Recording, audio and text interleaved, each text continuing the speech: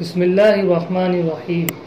अगर मसूड़ों का खून रमज़ानुल मुबारक के महीने में पेट में चला जाए, बाज़ लोगों के ये बीमारी होती है कि उनकी मसूड़ों में से मुसलसल खून आता है और ये खून रमज़ानुल मुबारक के महीने में भी जारी रहता है। तो इसका हुक्म क्या है?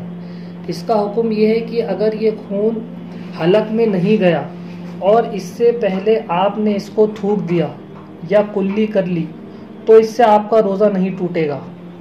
और अगर खून हलक से नीचे चला गया लेकिन थूक गालिब था और खून मगलूब था, यानी थूक की मिकदार ज़्यादा थी और खून की मिकदार कम थी, जब भी रोज़ा नहीं टूटेगा, क्योंकि वो थूक ही के हुक्म में है।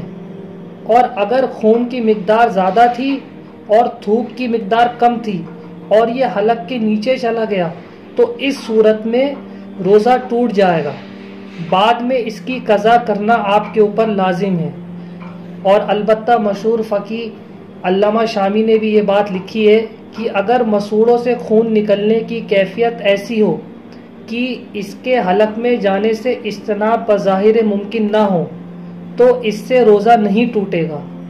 जैसे मिसाल के तौर पर किसी शख्स को कै आई और बिला इरादा लौट गई तो इससे रोज़ा फासिद नहीं होता।